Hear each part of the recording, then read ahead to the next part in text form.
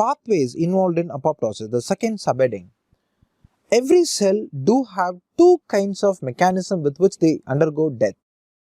And those mechanisms are, number one, it's going to be purely mitochondrial.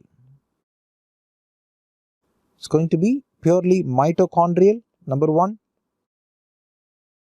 And number two, there is an exclusive pathway, an interesting name for it, and this pathway is going to be called as death pathway.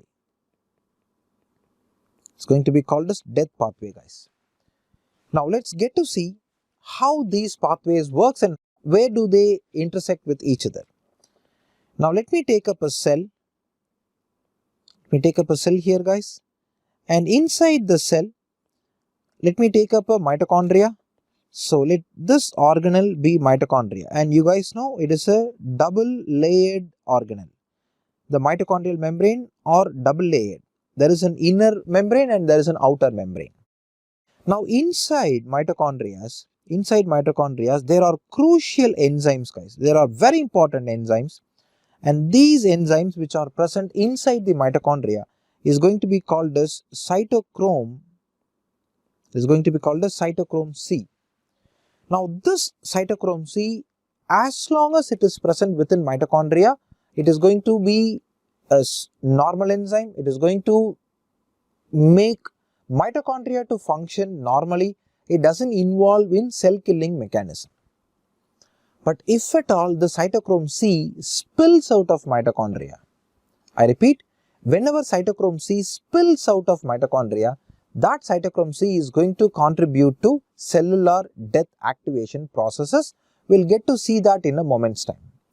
Now, as I was telling you, we require cytochrome C to be present within mitochondria, and this locking of cytochrome C within mitochondria is mediated by a family of proteins. The very first protein you must be absolutely thorough is going to be called as BH3 protein. This protein is called as BH3 protein, guys. BH3 protein has got two actions. On one side, BH3 proteins are going to facilitate production of a molecule called as BCL2, BCLXL. Right, two molecules, BCL2 as well as BCLXL.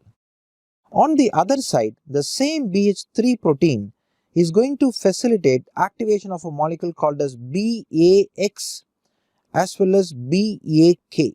BAX and BAK proteins. All these five chemicals are purely proteins, guys. What are all the functions of these proteins? BCL2 as well as BCLXL, they are all called as anti-apoptotic proteins,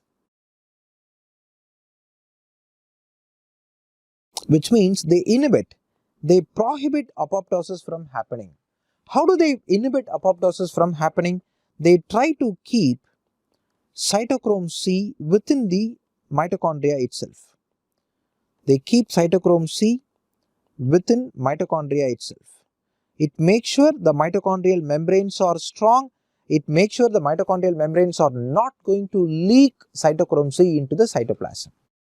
On the other side, these two proteins, BAX and BAK, these two proteins are called as pro-apoptotic. These two proteins are pro-apoptotic, which means they facilitate movement of cytochrome C out of mitochondria, people. So that is going to be the method with which the BH3 protein ensures the cell lives or cell dies, by balancing pro-apoptotic factors and anti-apoptotic factors. There is going to be a perfect balance, and most of the time anti-apoptotic factors will be on a slightly higher level, so that it prevents the cell from getting self-destroying. Alright, now